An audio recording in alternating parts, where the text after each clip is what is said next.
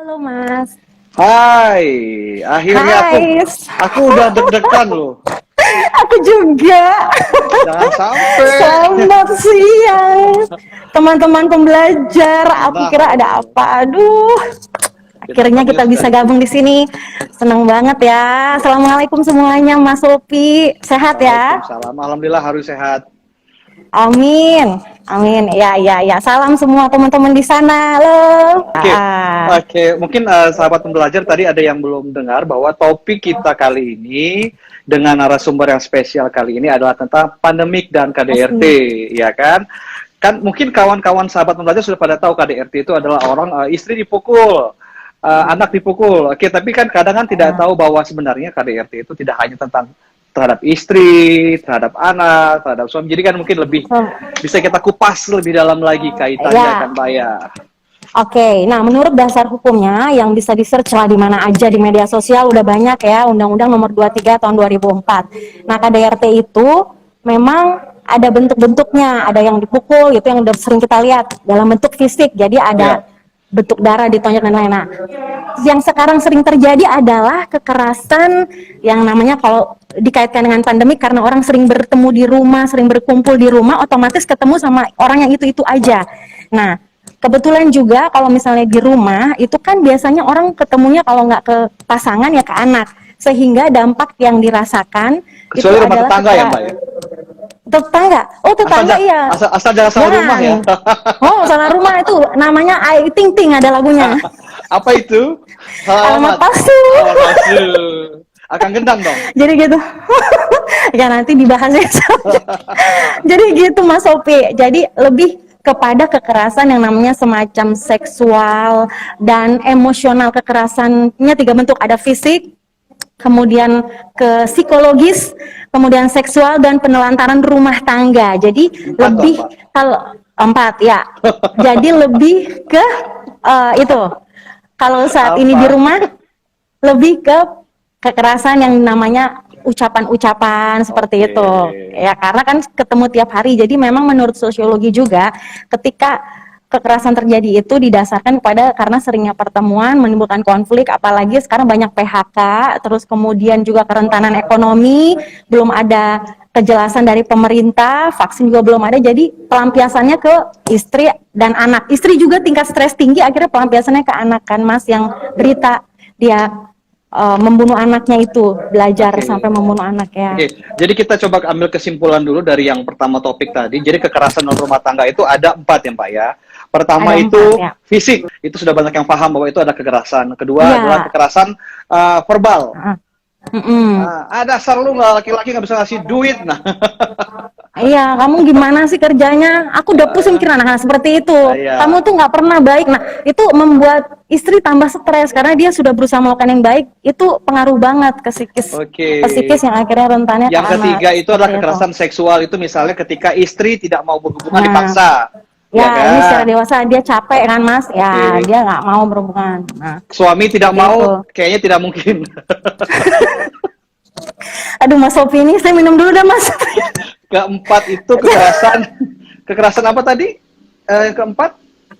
Penelantaran rumah tangga, jadi nggak dikasih gaji, nggak dikasih biaya gitu, istilahnya lu deh yang cari duit gitu loh. Gue udah nggak bisa lagi lu cari duit. Biasanya sekarang makanya ibu-ibu juga dipaksa cari duit sama anaknya, laki-laki leha-leha di rumah gitu. Mau buang aja ke laut. Banyak karena budaya patriarki kita kan laki-laki di atas perempuan, jadi dibenarkan oleh beberapa budaya, dia kan laki-laki nggak apa-apa.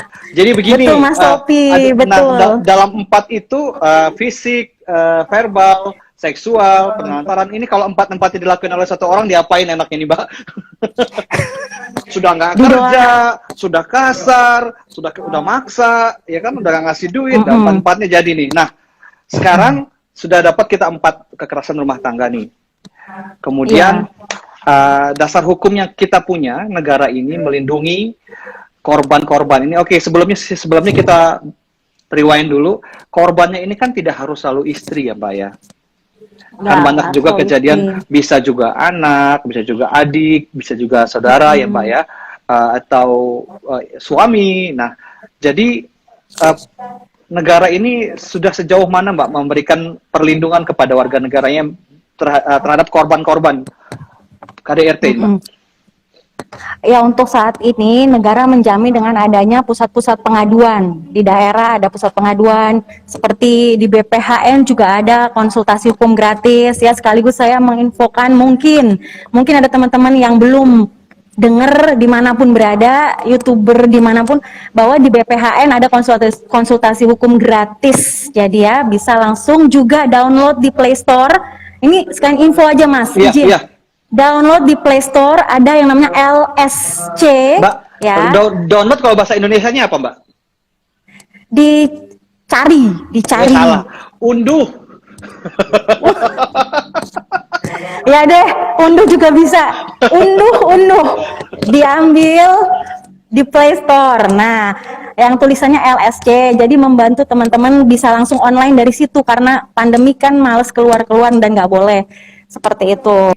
Buat sahabat pembelajar, bagi yang memang pernah mengalami atau sedang mengalami atau nanti mengalami kekerasan dalam rumah tangga, jangan ragu-ragu untuk meminta perlindungan negara jika kira-kira membahayakan keselamatan. Ya, jadi betul. jangan dibiarkan dengan alasan oh saya sayang nih sama dia Ya. akan berubah. Karena biasanya nggak berubah ya Mbak ya. Aib. Aib Nggak, yang itu malu. malu. Ternyata ada penelitiannya Mas, sekali melakukan kekerasan biasanya dia terulang karena dia merasa dia berhasil. Itu ada penelitiannya. Oke. Gitu. Ketika tadi kita bicara mengenai untuk korban supaya jangan diam ketika mendapat perlakuan. Sekarang kita bicara untuk para pelaku atau mungkin yang ada kesempatan nanti untuk melakukan kekerasan, bahwa ada hukuman buat pelaku KDRT. Nah, Ya, bukan melakukan apa nih Mbak? Pelaku KDRT di kita itu diancam hukuman apa nih Mbak? Ya, kalau kita diancam, kalau hukuman mati itu dia diancam penjara dan juga denda. Nah, Itu dendanya kalau kalau apa itu? kalau sampai menyebabkan kematian. Kalau sampai menyebabkan kematian. Tapi ada juga kalau aspek yang tidak sampai menyebabkan kematian gitu, itu ya pasti ada hukuman pidana penjaranya cuma lebih rendah gitu. Tapi untuk awal pasti dimediasi terlebih dahulu.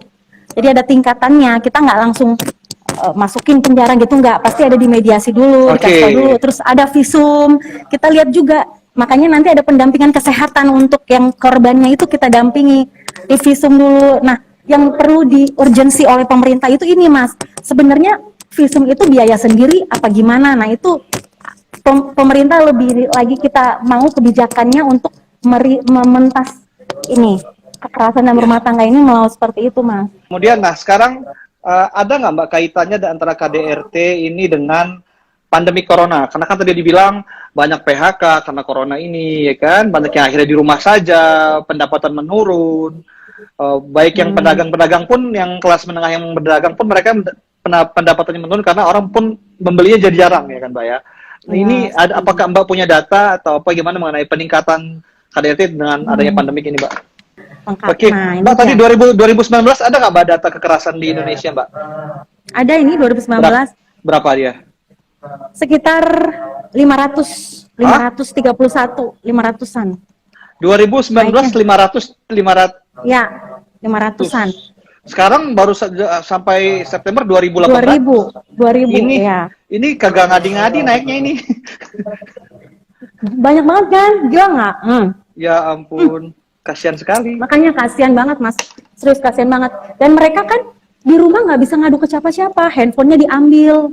Dan ini nyata banget karena temanku juga barusan sharing, lakinya jadi bahasa kita ya, lakinya juga di PHK, terus kemudian dia nggak bisa telepon ibunya, dia nggak bisa cerita ke siapa-siapa, jadi dia pura-pura nganterin anaknya mau les, ketemu saya dan dia cerita. Tanpa disadari lakinya mulai tuh stres, nggak ada pelampiasan, nggak ada kesibukan, mulai dari kata-kata akhirnya nonjok dia, ya maksudnya nampar lah. Undang-undang sudah ada, data sudah ada, terbukti bahwa pandemik ini membuat KDRT naik, Mbak. Penerapan undang-undang KDRT ini ada tantangannya nggak, Mbak? Atau halangan atau kendalanya di Indonesia, Mbak? Apa yang membuat, karena berarti penerapan UU KDRT ini mungkin belum maksimal, belum optimal, Mbak, ya? Kira-kira apa yang membuat ini belum maksimal, Mbak, gitu? Yang pertama, yaitu budaya patriarki itu turun-temurun. Ya, adat istiadat itu turun-temurun dari dulu kakek nenek buyut kita. Pokoknya istri ngurusinnya dapur, rumah. Ada perceraian juga, lu nggak bisa jaga laki lu ya. Nah, selalu istri yang disalahin. Anak sakit demam, aduh mama, saya nyari duit, kamu sih nggak jagain anak, anak jatuh, pokoknya istri yang salah. Intinya satu, budaya patriarki yang tantangan besar bahwa harus ada edukasi-edukasi bahwa kesetaraan gender itu penting, bahwa saat ini perempuan punya hak. Yang kedua adalah pemerintah memang terfokusnya lebih ke infrastruktur. Jadi pemerintah lebih melihat bagaimana mereka itu membenahi pelakunya. Padahal sebenarnya juga perlu dibenahi korbannya. Sama kayak kita lihat misalnya nih Mas, saya kasih ilustrasi. Ada rumah kebakaran. Nah, sebenarnya yang mau diselamatin itu kita yang di dalam rumah beserta barang-barangnya atau orang yang melakukan usaha bakar rumah kita. Kalau ada orang mau bakar rumah kita dan udah terbakar nih, kita nyelamatin diri kita yang di rumah, yang dengan barang-barang, atau siapa yang bakar rumah gue tadi? Siapa yang Selamatin dulu ya, selamatin dulu ya. Iya, makanya kita harus selamatin dulu. Sebenarnya korbannya juga harusnya kita manage dia pemulihan batin supaya dia bisa melakukan juga kepada yang lain bahwa dia pernah merasakan itu dan impact yang lain dia bisa mencegah lagi kejadian yang serupa gitu. Speak Kalau up. diputus speak up, kalau diputus di pelaku ya udah pelakunya muncul lagi nanti pelaku yang lain. Biasanya ada penyintas begitu sih gitu. Iya ya. Jadi gitu tadi. Dan kebijakan pemerintah belum menyeluruh untuk melihat bahwa sebenarnya dengan menyelamatkan kaum-kaum seperti pembentuk generasi bangsa ini, maka menyelamatkan seluruh aspek sosial, ekonomi, budaya, dan semuanya gitu. Jangka panjang ya Mbak ya jadi ya.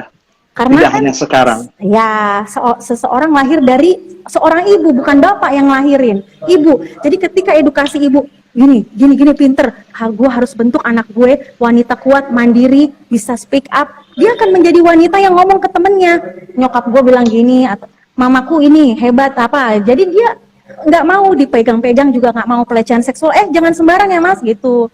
Tapi kalau ibunya juga maaf kurang ngerti, kurang tahu, makanya itulah yang berakibat jadi lingkaran setan. Nanti kena nggak apa-apa deh dipegang bokongnya, nggak apa-apa. Itu kan pelecehan seksual, kekerasan seksual. Ya, Itulah itu. mas. Kurang lebihnya kayak gitu. Saling berkaitan sebenarnya Mbak ya. Nah, Ya. tantangan tadi itu berarti tantangan itu memang harus dikerjakan oleh semua pihak, mulai dari Harus pemerintah, dikerjakan masyarakat. semuanya, semua, iya. Itu, nah ini menarik nih. Jadi gini nih, istri selingkuh sama suami orang. Ya iyalah, masa suami dia sendiri. Nah, suaminya suaminya marah, mukul istri. Ini yang salah siapa? Siapkan aja bukti-bukti perselingkuhan gitu. Makanya bukan intinya gini, jangan melakukan kekerasan, penganiayaan fisik, Nah, psikis, seksual. betul. Itu aja. Selalu di mindset kita, gue marah, atau saya marah nih Pak, saya marah nih Mbak ke kamu. Tapi bukan berarti marah itu ku tonjok ya atau Membenarkan. iya, nggak bisa menurut tetap kita patokannya Undang-Undang Nomor 23, kita punya landasan hukum. Ketika kamu melakukan penganiayaan dan kekerasan fisik, kamu salah, itu aja. Nah, itu dia. Nggak bisa diganggu gugat. Berarti mau Gitu. emosi, mau Nggak apa, boleh, jangan. nggak boleh, jangan pernah ada di pikiran. Nggak usah aneh-aneh dah. Kalau ke pelakor, nggak usah aneh-aneh, jangan. Mancing-mancing ini. Jangan. Soalnya kan Jangan banyak ya. tuh video-video, pelakornya itu diantem dikasih cabai itu gitu. Jangan biasakan, jangan biasakan. Segala suatu tindakan itu akan ada akibat hukumnya. Jadi ketika misalnya Anda bermasalah dengan hukum atau emosi, serahkan pada pihak yang berwenang. Ya, misalnya terjadi perselingkuhan, kumpulkan bukti, laporkan. Atau hal-hal lain yang jangan sampai malah bawa bumerang karena kita nanti. Betul, karena kita apa? Kita masyarakat berbudaya hukum. Whatever lah pemerintah kayak gimana. Yang penting kita sebagai pribadi mau melakukan hak dan kewajiban kita yang benar sebagai warga negara Indonesia. Udah, pegang aja terus itu. Salam NKRI. Nah ini ada nih, adakah perlindungan khusus jika kita melihat ada korban KDRT? Yang pertama ya, kita harus segera melakukan pertolongan darurat ya kan, pertolongan darurat baru. Yang kedua, kita coba mengajukan bantuan permohonan kepada dia ya, apalagi yang tahu ya itu tadi, kita mencoba melindungi dia dulu, melindungi dia apapun yang kita bisa untuk melindungi dia. Kalau kita udah tahu dia korban KDRT ya, jangan dibiarkan lari gitu loh. melindungi dia selaku, karena ada di pasal 15. Coba dibaca nanti di pasal 15 Undang-Undang KDRT, setiap warga negara, semua warga negara berarti wajib untuk mencegah tindakan KDRT, melindungi, melakukan pertolongan pertama juga. Nah, seperti itu, Mas Sofi.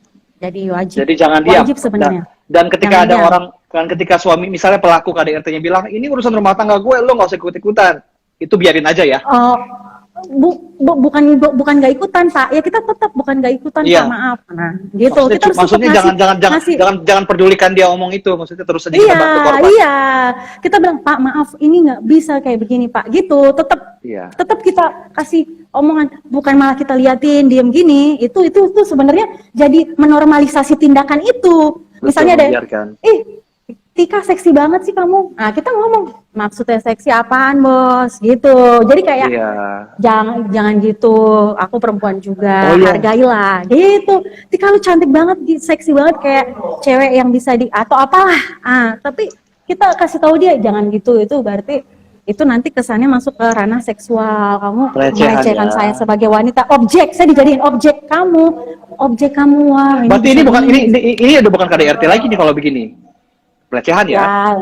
Pelecehan seksual nanti masuk. Karena kan di kantor juga, di kantor-kantor juga sering terjadi ada kawan ngandung kawan kerja, gila cantik banget, aduh keren banget loh. Nah itu udah kayak aduh diobjekin dia, diobjekin. Nah sebenarnya itu makanya kita sebagai wanita juga udah istighfar, gue gituin. Jadi kadang gitu. Jangan didiemin ya Mbak ya. Jangan malah dibiarin. Ada kawannya negur ya. Itu bini orang loh jangan digituin. Kalau pengalaman pribadi. Kan kita harus mengingatkan, ya kan? Ada kawan yang godain, itu bini orang jangan lo ejek-ejek gitu kan? Aku pernah. Iya kan? Laki-laki lah memang dia mayoritas pelaku KDRT ya Mbak ya. Temennya Pak Sofi ya?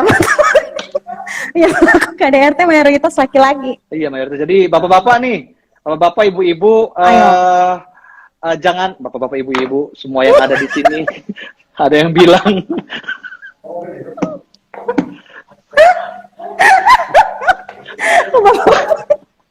Pak Ho senyum dong biar tema KDRT makin adem. Udah begini cetakannya Bu, agak bisa dirubah. Udah sih. Aduh Pak, maaf Pak. Kita kok jadi banyak. Ibu kagak lihat itu narasumbernya minumannya berwarna ini, hostnya putih Bu, gimana mau senyum? Kak mau tanya kalau mau keren kayak kakak di atas gimana sih? Kagak bisa bawaan lahir, udah diem. Ngadi-ngadi, ini siapa sih nanya? Mamet aku remove dirimu ya. Udah mau makan siang. Tahu nih, udah mau azan pada keluar emang. Mas Sofi kok keringetan terus Mas Sofi? Mbak panas di sini beneran sumpah. Itu kebijakan lagi Mas. Adem sih sebenarnya, cuma dari dalam panas.